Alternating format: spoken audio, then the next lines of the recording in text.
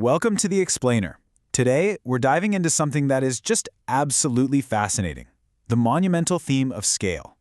We're going to explore exactly how Elon Musk's companies are taking these wildly complex, futuristic concepts and aggressively moving them from isolated lab prototypes straight to massive real-world scale.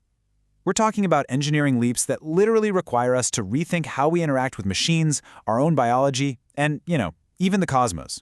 I mean, just think about the sheer scope of what we're covering today. On one end of the spectrum, you've got robo-taxis navigating dark city streets completely on their own. And on the other end, a literal multi-trillion-dollar roadmap to colonize Mars. It sounds like straight-up science fiction, right? But the data we're walking through today shows exactly how these initiatives are actively transitioning into everyday reality. Okay, let's dive into this. Here is our roadmap for today. We'll start with scaling autonomy. Then we'll shift gears into scaling electric freight, go microscopic with scaling brain surgery, and finally, look to the stars with scaling humanity. Section 1. Scaling autonomy, the autonomous driving leap. For years, the absolute holy grail of transport has been the self-driving car. But you see, Tesla's approach hasn't just been about writing clever code in a vacuum. It is built entirely around scale and gathering just an unprecedented amount of real-world data. Because honestly, the only way a machine can learn to handle the total chaos of a real city is by experiencing it over and over again. Which brings us to this staggering number, 10 billion. Tesla's supervised full self-driving system has officially racked up over 10 billion miles. To put that into perspective, back in 2016, the estimate was that they'd need 6 billion miles to prove safety. They have absolutely shattered that benchmark. And this brilliantly illustrates just how massive 10 billion miles really is. It's the equivalent of driving a car from Earth all the way out to the very edge of our solar system. No way, right? But remember, those miles aren't just for travel. They are for training. Every single time a driver encounters a weird intersection, a sudden pedestrian, or just a bizarre road layout, the car is learning. It takes that specific, real-world experience to improve how the entire network reacts the next time it sees something kind of similar. Which brings us to the actual evolution of this tech, moving from supervised to unsupervised. We are now seeing the beginning of exponential growth in Tesla's robo-taxi network. They've expanded beyond Austin, pushing into Houston and Dallas, with around 36 fully unsupervised vehicles operating on the roads right now. And crucially, this is a big deal, they are operating at night. Night driving is an incredibly complex challenge because you've got severe glare from headlights and overall visibility is just drastically reduced. The fact that Tesla's cameras and AI are conquering these low-visibility environments without any human intervention, that shows a massive leap in perception capability.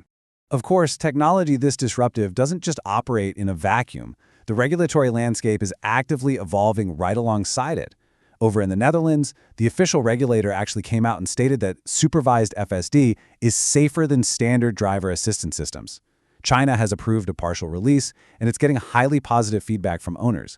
And fascinatingly, in California, starting July 1st, autonomous vehicle companies are going to be held directly liable for traffic tickets. So if a robo-taxi runs a red light, the company pays the fine. And honestly, this kind of strict accountability is exactly what's needed to build public trust and safely expand global access. Section 2. Scaling electric freight, revolutionizing heavy transport. So we've seen how the software scales, but replacing a passenger car is one thing. Heavy-duty trucking? That is the backbone of the global supply chain, and it is a massive physical hurdle. The challenge with the Tesla Semi isn't just about building a giant battery. It's about overcoming the logistics of an entire industry that is totally synchronized around diesel. Now, what's really interesting here is the stark economic contrast. Freight businesses operate strictly on margins, and early real-world tests show the Tesla Semi costs about 23 cents per mile to operate. Compare that to a traditional diesel rig, sitting way up at over 80 cents per mile. For a fleet driving hundreds of thousands of miles a year, that is literally a mountain of cash staying right in the company's pocket. But, those savings don't really mean much if the truck is just stuck waiting around for a charge. So Tesla is scaling adoption by seamlessly fitting into the existing rhythms of the shipping industry with a two-tier charging strategy. First, on the road, they've got the Megacharger. This thing pumps out 1.2 megawatts of power, recovering 60% of the truck's range in just 30 minutes. And that perfectly aligns with the legally required 30-minute rest break for truck drivers. Then, for the Home Depot, they offer the Base Charger. It's highly affordable, about $40,000 for 2 units, and it's designed to charge the fleet overnight at the warehouse while the drivers are sleeping. It's the exact same logistical flow as a private diesel depot, just completely electrified. Section 3. Scaling brain surgery. Automating brain-computer interfaces. Let's shift scales entirely here. We're going from 80,000-pound electric trucks all the way down to the microscopic level with Neuralink. The goal here is to take brain-computer interfaces out of those isolated lab environments and make them a widely accessible medical solution. To really understand the scale of building this interface, you have to look at the hardware. Neuralink uses extremely thin, flexible threads to read brain signals. We're talking thinner than a human hair. One engineer described the surgical challenge with this striking quote: "It's like trying to plant a single strand of hair into a bowl of gelatin. And the surgeon has to do this hundreds of times without damaging the brain tissue. It's a task that literally pushes the absolute physical limits of the human hand." Because human hands just aren't precise enough for this microscopic scale, Neuralink had to build a highly specialized surgical robot. And to make that robot actually work, they equipped it with something called optical coherence tomography. Basically, think of this as a high-tech X-ray for the robot's eyes. This critical technology lets the robot look right beneath the surface of the brain tissue and map out exactly where the tiny blood vessels are located. This ensures those incredibly delicate threads are inserted safely, completely avoiding any bleeds. So the procedure actually scales like this. First, a human surgeon prepares the skull. Then, the robot steps in and takes over the really delicate work, dynamically adjusting its path in real time to avoid those tiny blood vessels. Finally, the threads are reliably placed in very specific regions of the brain, like the areas controlling movement or speech. The true innovation here isn't just the precision, though, it's the repeatability. They're essentially taking the exact same kind of highly repeatable engineering thinking used in Tesla car manufacturing and applying it to brain surgery. It drastically reduces the dependence on the individual skill level of any single surgeon. And finally, Section 4. Scaling humanity. The ultimate Mars goal. From the microscopic wiring of the human brain, we jump over to SpaceX for the ultimate scaling challenge, scaling humanity itself. Now, to understand just how serious they are about colonizing Mars, you have to think about this number: $7.5 trillion. According to a recent Reuters report, SpaceX's board approved an extraordinarily bold compensation plan for Elon Musk. To earn his full award of supervoting shares, he has to hit two massive targets: achieve a market valuation of $7.5 trillion and establish a permanent, self-sustaining human colony on Mars with at least 1 million people. It is a completely all-or-nothing, performance-based structure tied directly to interplanetary colonization.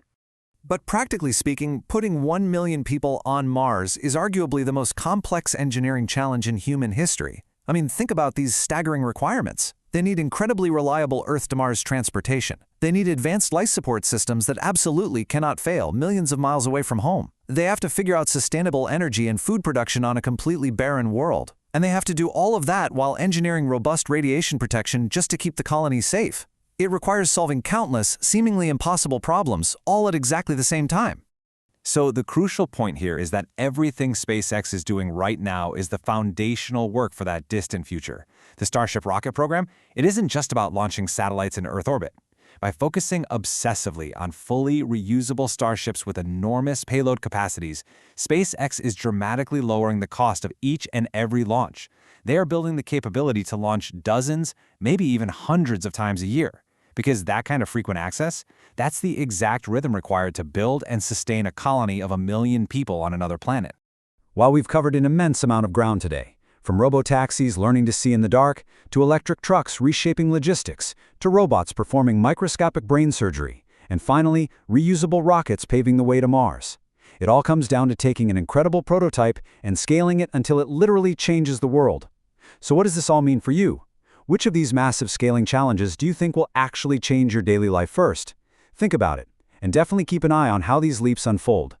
Thanks so much for joining me on this explainer, and we'll see you next time.